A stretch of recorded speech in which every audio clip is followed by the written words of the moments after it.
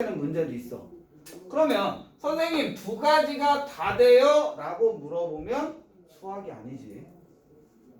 수학은 반드시 하나의 결론을 갖고 있어야 돼.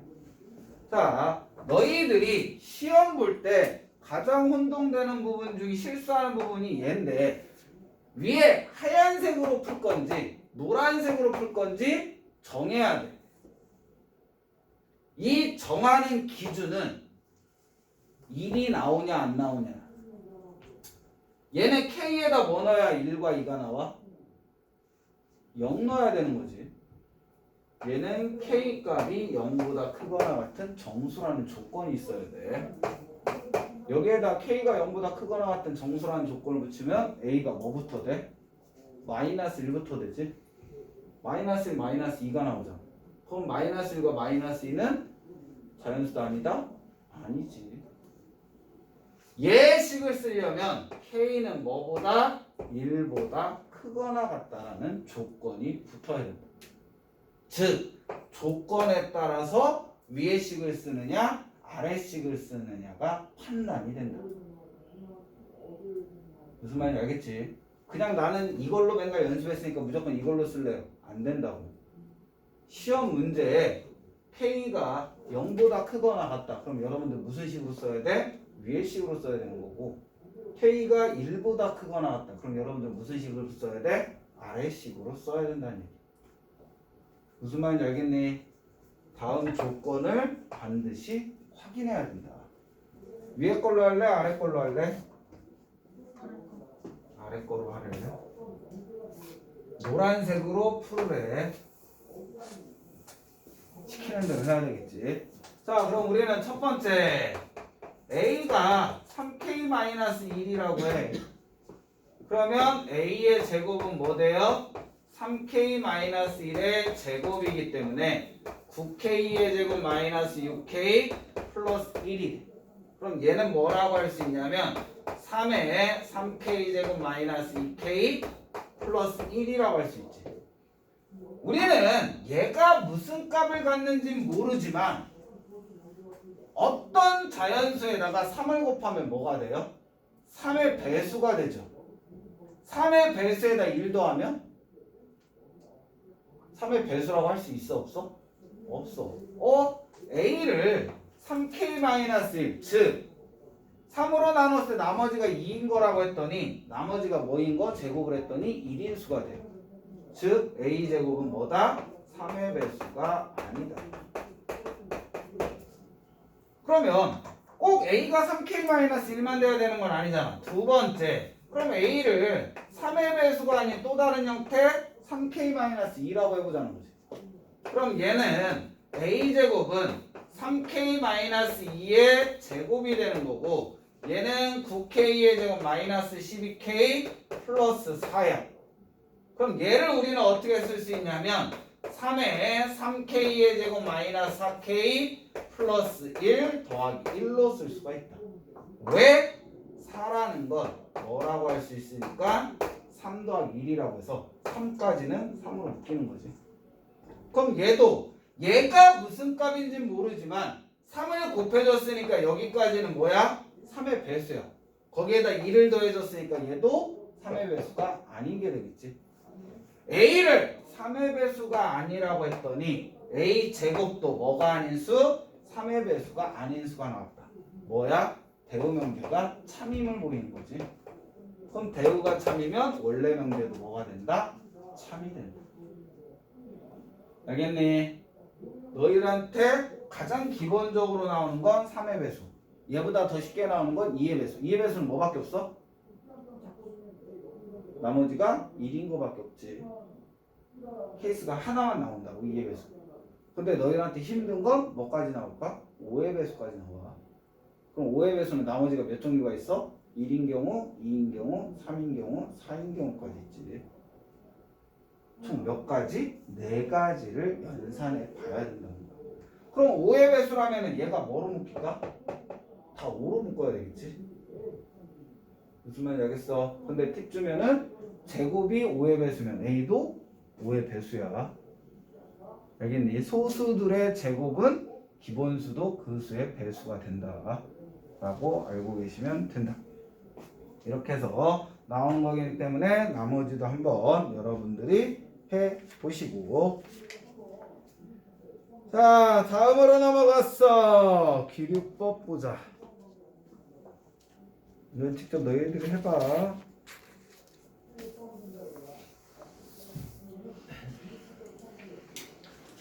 자, 기류법 거기에다가 써라. 흑백 논리.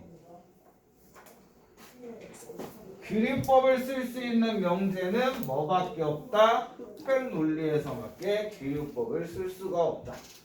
자, 그런데 명제는 흑백 논리 아니야? 명제는 흑백이 아니야? 흑백이라는 건 뭐야? 이 세상의 색깔을 하얀색과 검은색만 있다라고 판단하는 거지. A 아니면 B야. 명제는 흑백이지. 왜? 참 아니면 거짓이니까. 얘가 참이 아니래. 그럼 무조건 뭐야? 거짓인 거지. 그래서 명제에서 무엇을 이용할 수 있다는 거야? 기류법. 기류법 분명히 얘기하지만 어디에서만 쓸 수 있다? A 아니면 B. 둘 중에 하나 선택해야 될 때만 사용할 수 있는 증명법이야. 선택지가 A, B, C야. 기류법 쓸 수 있다 없다? 없다. 왜? A가 아니라고 해서 무조건 B라고 할 수가 없잖아. 왜? C도 있으니까. 기류법의 증명법을 선택하는 거는 뭐에서만? A 아니면 B. 즉 흑백 논리에서만 기류법을 설명할 수가 있다. 자, 기류법은 여러분들 어디에서 나오냐면은 우리나라 동요로 얘기하면은 우리나라 동요에도 있냐? 기류법? 집신장수와 남학장수? 그게 우리나라 거냐? 그 뭐예요? 집신장수와 남학장수의 어머니. 남학신장수의 어머니. 아 진짜? 책 좀 읽어. 세대 차이. 세대 차이에서 뭐 니네가 동화를 동요라고 하시죠. 동화 같은 걸 안 읽은 건 아니잖아. 쉽게 말해서 니네가 콩쥐팥쥐 얘기 모르는 건 아니고, 그렇지? 신데렐라 얘기 모르는 건 아니고, 맞잖아. 동화에도 세대가 있지 않을까요? 동화에 세대가 있어? 자, 어쨌든 집신장수와 남학장수, 뭐 로마 신화로 가면은 칼장수, 창장수와 방패장수. 아, 그거는 알아? 창과 방패는? 근데 왜 집신장수와 남학장수의 어머님은 몰라? 참 대단한 아이들이야. 한국 사람 맞아? 실망이야. 창과 방패는 어디 교과서에 나온 걸로 아는데. 집신장수와 남학장수 나올걸? 자, 모순이라는 말은 여러분들 창과 방패장수의 의미에서 나오는 거지. 창과 방패장수, 즉 시장에 창을 파는 장수가 있고, 장사꾼이 있고, 방패를 파는 상점이 있는 거야. 창과 방패를 파는 상점이 양옆에 붙어 있어. 그러니까 당연히 물건을 팔기 위해서 뭐를 할까? 호객행위를 하겠지. 호객행위는 불법이야 지금은. 그렇지, 길거리에서 누군가를 호객하는 행위는 불법이에요. 고객하는 게 뭐예요? 꼬시는 거. 너무 밖에 나와서 여기 맛있어요 들어오세요 하는 거는 그게 불법이에요? 불법이야. 그럴 수도 있잖아요. 정당한. 그러면은 부자 가게가 더 부자가 될 수가 있지. 아이고. 왜 길거리에 사람들 100명 세워놓고 쭉 서서 들어가세요 하면 막 길 막고 있어. 그것도 다 등치가 이만한 애들로. 그렇잖아. 네, 호객행위는 불법이야. 하여튼 어쨌든 그때 당시에는 불법이 아니었나 봐. 그래서 창을 파는 장수가 앞에 나와서 떠드는 거야. 여기에 있는 창으로 이 세상에 못 뚫는 방패는 없다. 다 뚫는다.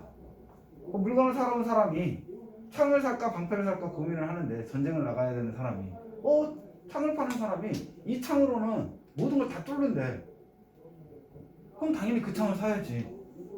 그렇잖아. 방패 들고 있는 뚝 찌르면 다 뚫는다는데 사야지. 근데 옆에 있는 방패 장수가 망하잖아 그러면. 그러니까 그 사람이 뭐라고 해? 이 방패는 못 막는 무기가 없대. 이 세상에 못 막는 무기가 없대 이 방패는. 그러면 너희들이 생각을 하겠지. 어이씨, 저쪽 창은 못 뚫는 방패가 없다는데 이쪽 방패는 못 막는 무기가 없대. 난 물건을 사야 되는데. 둘 다 사면 최고겠지. 그치? 아니지. 둘 다 나오면 바본 거지. 왜? 사기당하는 거니까. 둘 다 사지 말아야 되는 거지. 100만 원 투자하면은 1억을 준대. 혹해서 100만 원 투자했다가 그지 되는 거지. 그렇지? 뭐냐면은 그때는 너희들이 뭐라고 하면 돼?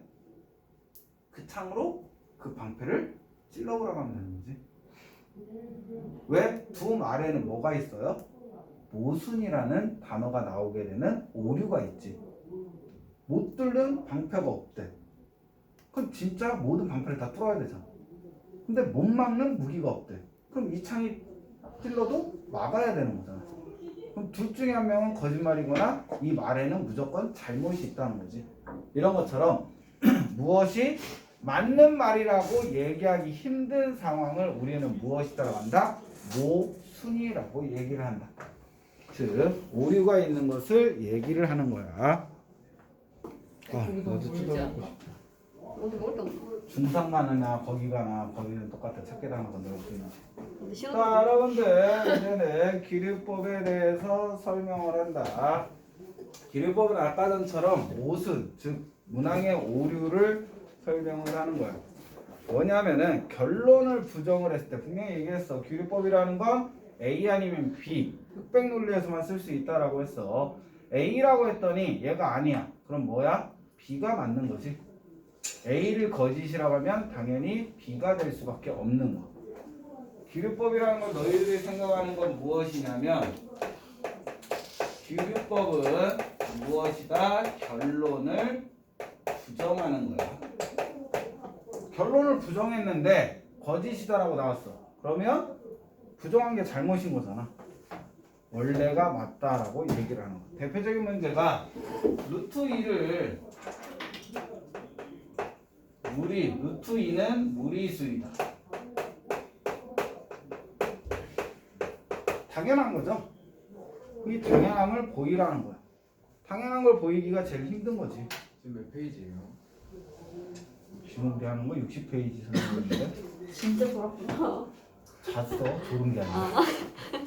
자, 당연한 걸 보이는 거야. 자, 무리수냐 아니냐. 그럼 무리수다 아니다. 뭐밖에 없어? 맞다 틀리다 둘밖에 없는 거지. 그러면 우리는 얘를 무리수이다라고 보일 수가 없으니까 반대로 결론을 부정해 보는 거지. 그럼 결론을 부정하면 뭐야? 루트 2는 유리수라고 얘기를 해보는 거지. 자, 얘라고 얘기하는 거 우리는 가정이다라고 한다. 유리수라 가정을 해보는 거야. 무리수가 아니면 유리수니까. 유리수라고 가정을 했는데 유리수는 우리는 어떤 특징이 있어요? 그럼 루트 2는 뭐로 표현할 수 있다? A분의 B. 유리수라는 건 분수로 표현할 수 있는 수를 유리수라고 얘기하는 거지. A분의 B라고 얘기할 수 있고 분수는 특징이 있지. A와 B는 뭐다? 서로 소다. 우리는 분수를 쓸 때는 기하 분수로 쓰자고 보통 약속을 한단 말이야. 그럼 A와 B는 더 이상 나누어진다 안 나누어진다? 안 나눠지는 수라고 얘기를 하는 거야. 자, 그러고 봤더니 우리는 같은 수기 때문에 무엇을 얘기할 수 있어? A가 분모기 때문에 0이 아니고 양변에 A를 곱해주면 B는 뭐라고 할 수 있다? 루트 2 곱하기 A라고 할 수 있고 같은 수기 때문에 B제곱은 뭐라고 할 수 있다? 2A 제곱이라고 할 수 있어. 그래서 여러분들이 대우할 때 배운 거지. 자, 우리는 A제곱이 무슨 수인지는 모르지만 거기에 2가 곱해져 있어. 그럼 우리는 이걸 통해서 알 수 있는 건 B제곱은 무엇이다? 2의 배수다라고 얘기할 수 있다. 2의 배수다란 말을 다른 표현으로 뭐라고 할 수 있어? 짝수라고 표현할 수가 있는 거지. 그치? 자, B제곱이 2의 배수면 실질적으로 뭐를 써야 돼? 여기에 대우를 이용한 증명을 써야 되겠지. B제곱이 2의 배수면 B도 2의 배수자를 써야 되니까 B도 2의 배수가 된다. 뭐? 대우를 이용한 증명법이에요. B제곱이 2의 배수면 B도 2의 배수이다. 참임을 보여야 되는 거지. 자, B가 2의 배수라고 했으니까 우리는 뭐라고 할 수 있냐면 B는 2의 배수니까 2K라고 할 수 있겠지. 단 K의 값은 뭐보다 크거나 같다? 1보다 크거나 같다라고 붙여야 되는 거. 자, 그러면 B가 2K래. 넣어줘. 그러면 2K의 제곱은 2A의 제곱을 만족해야 되는 거지. 양변 제곱의 아니 K의 제곱은 4K 제곱이 2의 2의 제곱이래. 그러고 봤더니 양변 2로 나누면 2K 제곱은 A의 제곱이 돼. K 제곱이 뭔진 모르지만 거기다 2를 곱했대요. 그럼 당연히 여기에서 우리가 알 수 있는 건 A 제곱은 뭐의 배수다? 2의 배수다. A 제곱이 2의 배수면 우리는 마찬가지로 A도 뭐가 된다? 2의 배수가 된다. 그쵸? 그러면 우리는 B도 2의 배수라고 했는데 A도 뭐의 배수인 거야? 2의 배수인 거야. 우리는 전제 조건이 A, B는 더 이상 나눠지는 수, 안 나눠지는 수? 안 나눠지는 수. 그런데 B가 2의 배수, A도 2의 배수면 둘 다 뭐로 나눌 수 있다는 거야?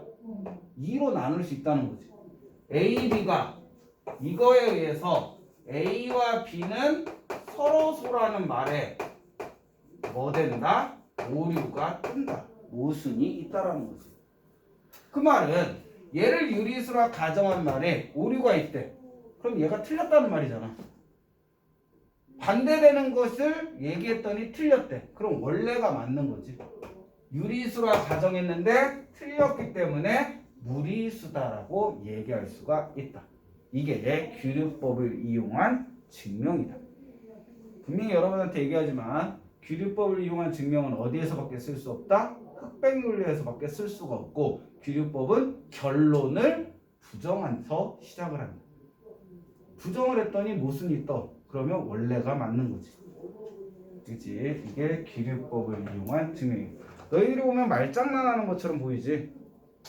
근데 증명이라는 거는 실질적으로 말장난이라기보다는 논리력이기 때문에 풀이보다는 무엇이 더 크다? 말로써 설명하는 게 더 크다. 실질적으로 유신고하고 효원고 이런 데서는 얘를 서술형으로 내. 근데 지금 선생님이 썼던 어느 부분? 다음 부분 감점 요소가 되지. 대충 체계는 그냥 이렇게 하고 끝나. 근데 이거 안 썼다고 감점되고 감점 포인트가 이거고 실질적으로 여러분들 네모칸드 걔도 이런 것들은 얘는 빠져있어. 얘는 당연히 들어가야 돼. 얘는 무조건 들어가야 되는 거고 얘가 모순이다라는 걸 얘기하는 기준이 되니까. 근데 얘는 대부분 빠져있지. 네모칸드 걔는. 근데 서술형에 이거 빼면은 감점 나와. 그 다음에 효원고에서 악덕같은 일을 벌였지. 실질적으로 여러분들은 대우를 이용한 증명법 따로, 규律법을 이용한 증명법을 따로 해. 그럼 대우를 이용한 증명법에서 얘를 보여줬기 때문에 규律법을 이용하는 증명법에는 B제곱이 2의 배수면 B가 2의 배수이다는 걸 특별하게 보일 필요가 없어. 왜? 바로 같은 페이지에 이게 있으니까. 근데 서술형에는 얘를 증명할 때 특별한 얘기가 없으면 대우를 이용한 증명도 해줘야 된다. 그거 안 해줬다고 5점 깎았어. 즉 두 개의 증명법을 다 쓰라는 얘기였지. 근데 교과서에는 당연히 얘가 얘라는 거를 B의 제곱이 2의 배수면 B가 2의 배수라는 걸 같이 증명을 안 해줘. 왜? 바로 앞에서 증명을 해줬으니까. 근데 여러분들 서술형에서 특별하게 대우를 이용한 증명법을 이용하지 않아도 된다는 얘기가 없으면 얘에서 얘 넘어갈 때 그거를 써줘야 돼. 100점이 증명법은 보통 10점에서 20점 사이거든. 10점이 넘어간다. 얘에서 얘 넘어갈 때 써줘야 돼. 알겠니?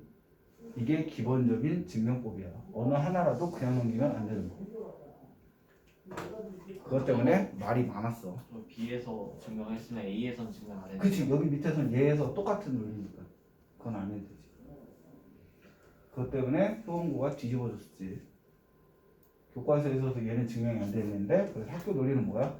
바로 앞에 증명이 돼 있으니까 그걸 참고하는 거지 얘가 증명이 필요 없는 건 아니다. 왜? 두 개를 다 배우잖아. 대우를 이용한 증명법도 배우고 규律법을 이용한 증명법을 배우니까 한 문제에 두 개를 같이 냈다. 할 말이 없는 거지. 거기에서 어마어마한 파장이 컸어. 근데 결론은 학교가 승리를 했지.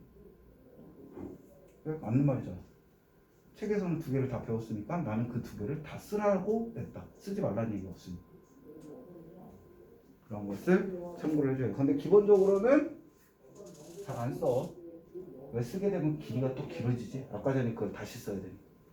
그치. 하여튼간 뭐 특별하게 유달리 내는 학교가 있긴 하지만 혹시나 너희들 학교에서 나온다고 했을 때 긴장하시면 안 된다는 거. 그러니까 우리 학교는 안 나오겠지 했다가 뒤통수 맞는 게 오래지.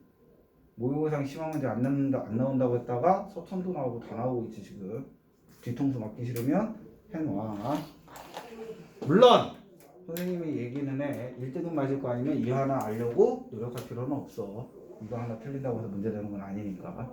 너희들이 시험 봐서 알잖아. 한 문제 틀렸다고 해서 1등급을 못 맞는 건 아니야. 그치? 이거 하나 여러분들이 꼼꼼하게 쓰는 걸 물론 외워서도 쓸 수는 있겠지. 그치? 근데 그 외울 시간에 다른 유형 하나 더 푸는 게 더 이득이 되는 사람들이 대부분이라는 거지.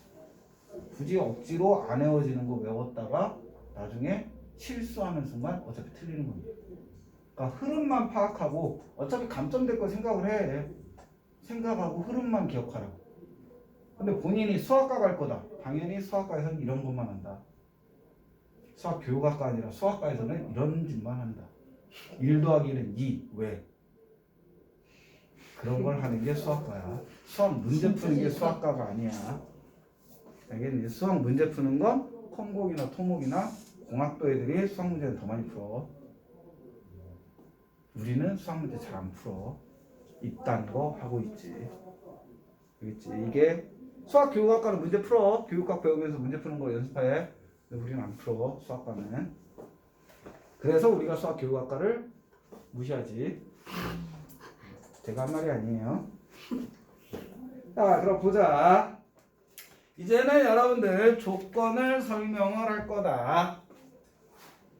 이거 뭐 문제 풀어줘야 되나? 나머지는 네모칸 넣기 때문에 너희들이 한번 생각을 해보고 갖고 오면 그때 다시 네모칸 넣기 해줄게요. 그치? 자, 또 하나 개념 설명으로 가자. 나 오늘 왜 이렇게 계속 설명을 해야 되지? 힘들어 계시니?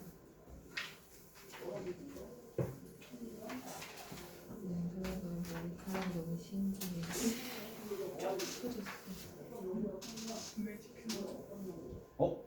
나도 매직하고 싶다. 상상했어. 뭐라고? 쌤 머리 뭐 이렇게 쩍쩍. 머리 매직하는 순간 이 머리가 그냥 이렇게 달라붙게 돼. 선생님 파마한 거를 상상을 하면 어떤 모습일 것 같아? 우리 와이프가 결혼하고서 처음으로 연애할 때 파마를 해봐라. 그래서 펌을 했단 말이야. 펌을 했단 말이야. 다시는 안 시키잖아. 가서 공들여서 뭐 10년만 원 주고서 와이프가 자기 돈을 들여서 나를 펌을 시켰단 말이야. 근데 와이프가 딱 내가 안 한다 하는데 억지로 끌고 와서 했단 말이야. 내 남자친구니까 내가 책임질게. 내가 너 못 책임진다. 근데 억지로 시켜서 3시간을 들여서 하여튼 펌을 했어. 여기는 뭐 매직을 하고 여기는 이렇게 볼륨 펌을 하고 해가지고 이렇게 한다고 해서 펌을 했단 말이야. 와이프가 펌을 딱 끝나는 순간 미안해 다시는 안 할게. 상처. 와이프가 왜 그런 얘기를 했게? 심각해서 뭐가 심각해? 상태가 상태가 심각해. 딱 그 사진을 보면은 필리피노. 전형적인 필리피노 스타일. 와이프가 왜 네가 안 한다는지 사진 알고. 있으세요? 어? 사진 그 사진을 남겼겠니? 너 같으면? 남겼겠냐고. 자, 이제 여러분들 관계를 할 거야. 조건 사이의 관계다. 자, 아이들이 대부분 착각을 하는 게 여기에 나와 있는 결론 먼저 얘기하면 필요 조건, 충분 조건, 필요 충분 조건을 우리가 배울 건데 이거를 명제라고 착각하는 아이들이 있어. 명제는 끝난 거야. 너희들이 배우는 명제는 이제 끝난 거야. 즉 참거짓을 문장이나 식을 보고서 참거짓을 판단하는 것들은 이제 끝난 거야. 근데 우리 단원이 끝난 건 아니잖아요. 같은 단원 안에 들어있는 거지. 근데 얘가 같은 단원에 있다 보니까 아이들이 당연히 명제라고 생각을 하는 건데 그건 아니라는 거지. 얘는 무엇이냐면 조건.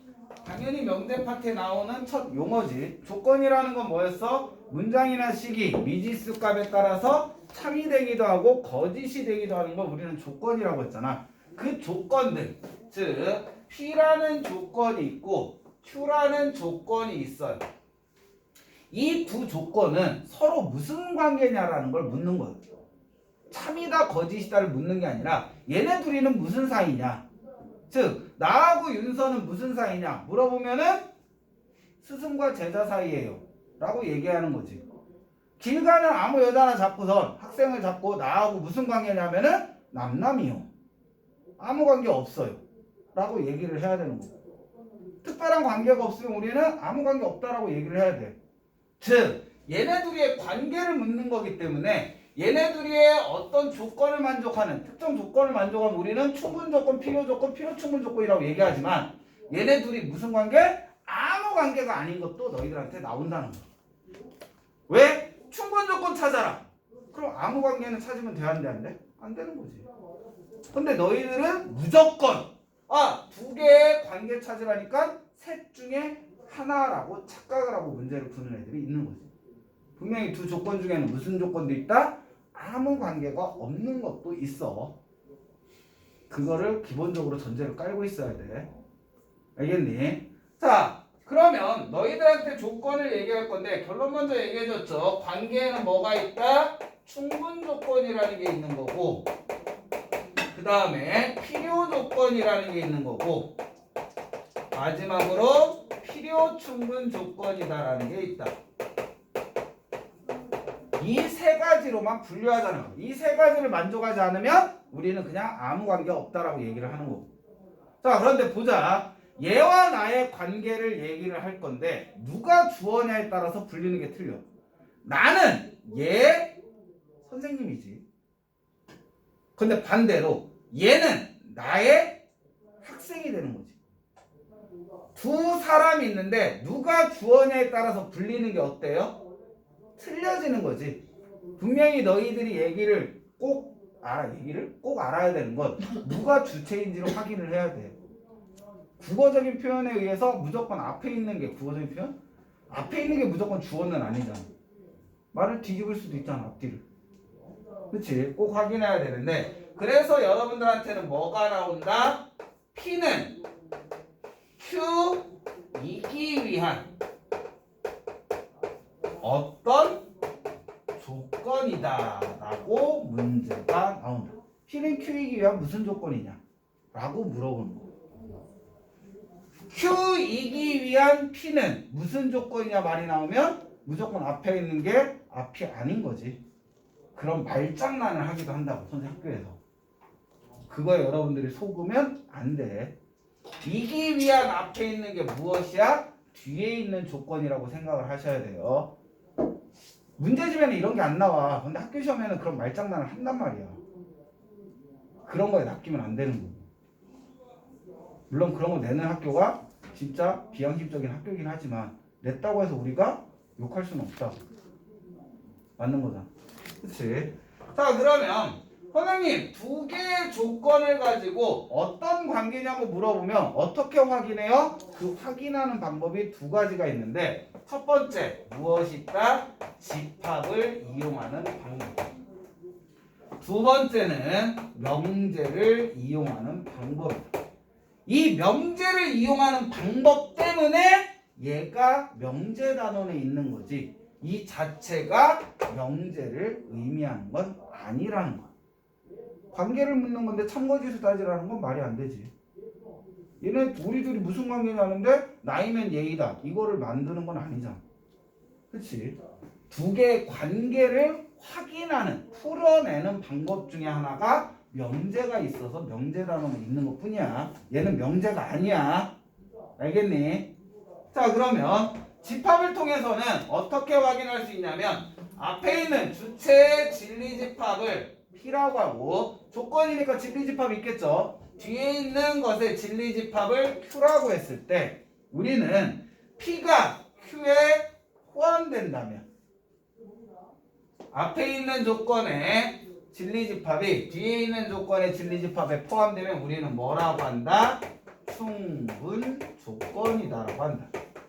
즉 P는 Q이기 위한 충분 조건이다라고 얘기하는 거야.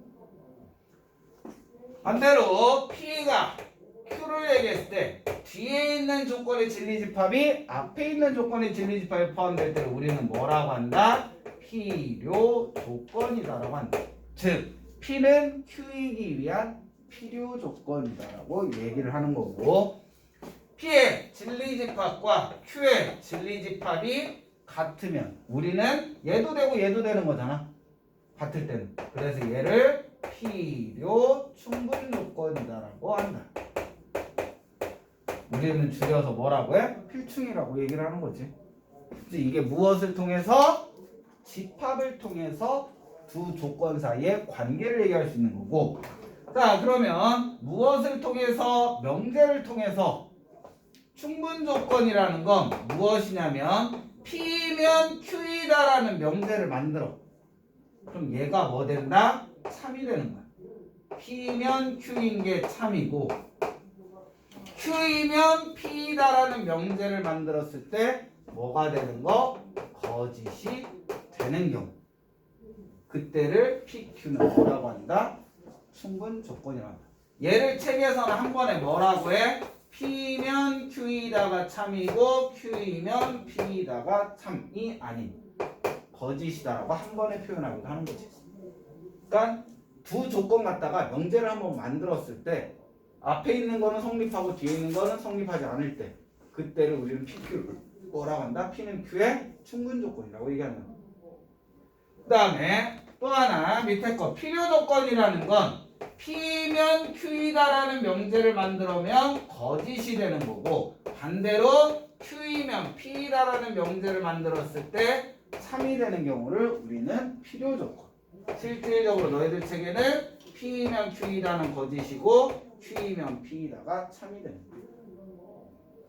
그 다음에 마지막으로 필요 충분 조건이라는 건 P이면 Q이다가 참이 되는 거고 Q이면 P이다도 뭐가 된다? 참이 되는 거. 즉 P이면 Q이다가 참이고 Q이면 P이다도 참이 되는 거. 즉 명제로 했을 때 이런 경우를 만족한다면 다음 조건이다라고 얘기를 하는 거예요. 그래서 선생님들마다 설명할 때 뭐 화살표 맞는 쪽이 참이면 충분. 뭐 뒤로 가는 거 그걸 얘기하기도 하는데 선생님은 솔직히 얘를 잘 이용 안 해. 왜? 수학이잖아. 집합으로 찾는 게 제일 편하지. 근데 너희들은 분명히 뭐를 해야 돼? 나눠야 돼. 주어진 조건들의 진리집합을 찾기가 편한 집합. 그럼 뭐로 따지면 돼? 집합을 이용해서 조건을 따지면 돼. 주어진 문장이 주어진 조건들이 있는데 걔가 진리집합 찾기가 힘들어. 얘로 하려고 하면 답 안 나와. 우리 명대도 그랬잖아. 참거짓을 얘기할 때 진리집합 찾는 게 무조건 모든 방법은 아니었잖아. 거짓을 찾는 경우 있었지. 진리집합. 그때는 얘로 하는 게 더 편하지, 그치? 그러니까 너희들이 주어진 조건 두 개를 보고 얘를 쓸 건지 얘를 쓸 건지 판단을 빨리 하는 애들이 문제를 잘 맞춘다. 이거를 이용해야 되는 문제인데 얘하고 있으면 답 안 나와. 얘 이용하는 문제인데 얘 이용하고 있으면 그건 답은 나와. 알겠지? 왜? 어차피 얘도 여러분들 명제에서 참거짓 판단하는 방법이었잖아. 무슨 말인지 알겠지? 실질적으로 여러분들이 PQ의 조건은 다음 풀이법의 명제가 있으니까 명제 단원에 있는 거지 쟤는 명제는 아니라는 거. 그것을 기억하고 계시면 돼요. 자, 이거를 가지고 있는데 여러분들 62페이지에 유형 19번 보면은 참고 중요한 충분 조건과 필요 조건하고 막 메모칸 해갖고 샬라샬라 써있지. 그냥 외워주면 좋다. 아이들이 많이 혼동하는 것들을 써준 거야. 다른 책에는 이게 써져 있지는 않아. 유일하게 이게 써져 있는 거고 얘는 여러분들이 될 수 있는 대로 외워주시는 시험에 나왔을 때 아이들이 가장 많이 혼동하는 거거든. 그럼 얘는 실질적으로 언제만 요번 중간고사 보기 직전에 지금 외우지 말고 지금 외워서 그때까지 기억하고 있으면 좋은 거지만 우리가 그렇잖아. 영단어 외워도 딱 쓰고선 한 달 지나봐. 안 써. 그럼 잊어버리게 되잖아. 그럴 바에는 그 외울 시간에 다른 유형을 익히고 시험 직전에 가서 이 유형만 죽도록 풀면은 감이 와. 그리고 다시는 안 나와 얘는. 절대 안 나와. 그러니까 딱 중간고사 때 바짝 외우고 잊어버리면 돼. 저희도 나와요. 근데 우리 성능도 나와요. 근데 명제까지 명제까지는 다 중간고사 범위야. 원방부터 명제까지 거야. 그다음 원방을 본 애들은 저기까지 거 함수에 똑같이 배운 게 있지. 학생이 집합까지 할지 명제까지 할지 모른다 했었어. 집합까지 명제까지 안 하면 기말고사 때 낼 범위가 너무 많을 텐데. 그건 좀 오바고 보통은 명제까지 되지. 왜냐면 함수, 유리함수, 무리함수, 경우의 수 이 세 개 파트에 시험 문제 낼 것도 많거든. 근데 거기에 명제까지 낸다? 그러면 너무 많아. 시험 범위가 기말고사 범위가 그럼 너무 많아져. 그러니까 차라리 원방부터 명제까지 내고 함수부터 경우의 수까지 내는 게 보통. 분수. 그렇게 생각하시면 돼요. 그래서 이게 다 중간고사 범위이기 때문에 중간고사 직전에 바짝 풀릴 거야. 이 유형만. 그때 그냥 여러분들이 눈에 계속 익혀놓으면 돼. 그냥 그때 되면은 아 얘는 그냥 충분, 얘는 필요. 뭐 발레 이런 거 듣는 게 아니라 그냥 충분이다, 필요다, 필요 충분이다. 필요 충분은 솔직히 외울 필요는 거의 없거든. 그러니까 충분이다, 필요다만 외워놓으면은 필충은 그냥 기본적인 거니까 그렇게 알고 계시면 돼요. 그래서 지금 이거 틀렸다고 해서 뭐 너희들이 수학을 잘하네 못하네 어렵네 뭐하네 할 필요가 없는 챕터라고 생각합니다. 왜냐하면 얘는 앞에 있는 조건, 필요 조건, 충분 조건, 필요 충분 조건 이것만 어떤 관계다 라고만 알고 있으면 나중에는 다 진리집합을 찾는 문제니까 그렇게 생각을 하시면 되고, 그럼 실질적으로 그렇다고 문제를 안 풀고 넘어갈 수는 없죠. 그래서 334번을 보자.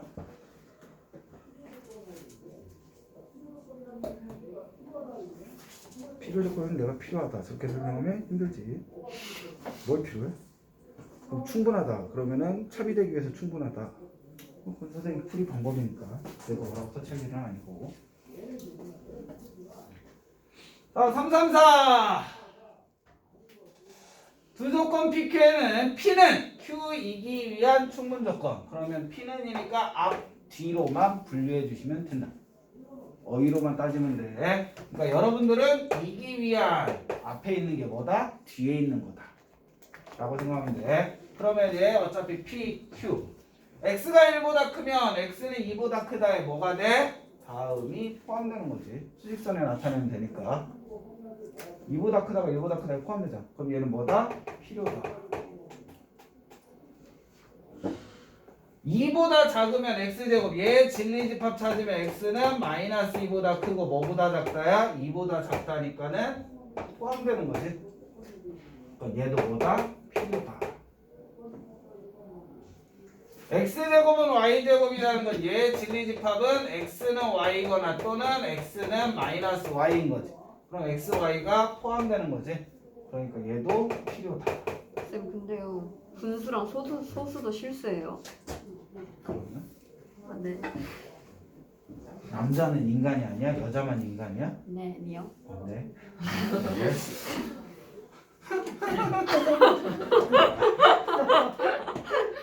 자, 솔직히 4번은 반칙이다.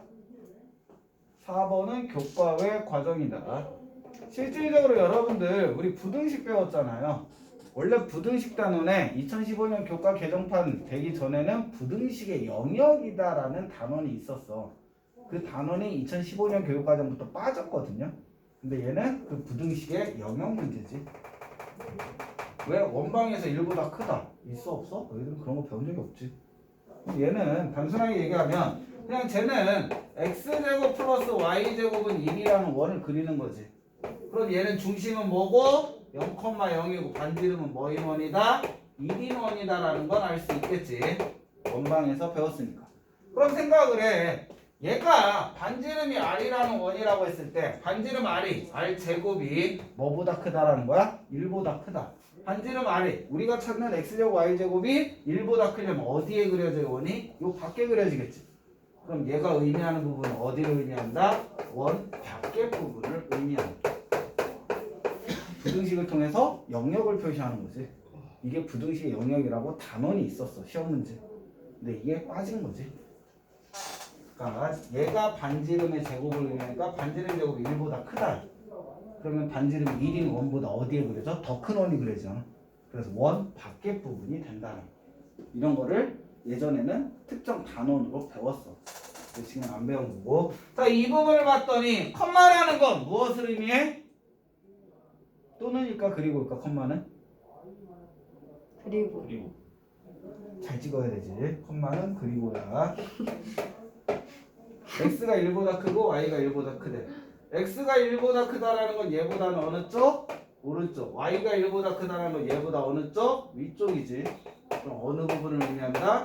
요 파란색 부분을 의미하는 거지. 그럼 파란색 부분이 주황색 부분에 포함되는 거지.